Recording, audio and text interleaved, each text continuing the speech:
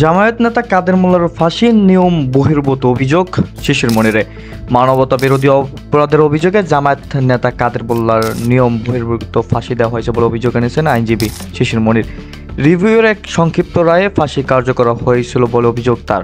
মঙ্গলবার সকালে প্রধান বিচারপতি ডক্টর সৈয়দ রেফাত আহমেদের নেতৃত্বাধীন আপিল বিভাগের 7 বিচারপতির বেঞ্চে মৃত্যুপ্রাপ্ত জামায়াত নেতা এটিএম আজহারুল ইসলামের খালাসে আপিল বিভাগ শুনানি চলাকালীনে তিনি এসব অভিযোগ করেন। শিশির মনির বলেন, 2013 সালে 5 জানুয়ারি দেশে নির্বাচন ছিল। সেই নির্বাচনের আগে ফাঁসি দিতেই দ্রুত রায় দেওয়া হয়।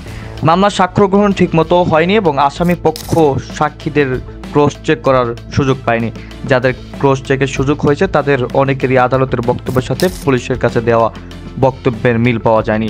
আদালতে আইনজীবী বলেন, রিভিউ যখন খারিজ হয় তখন কেন খারিজ হলো সেটার কারণ লিখে ফাঁসি দিতে হয়, কিন্তু সংক্ষিপ্ত রায়ে তা লেখা ছিল না। উপমহাদেশে এমন দৃষ্টান্তের কোনো নজির নেই।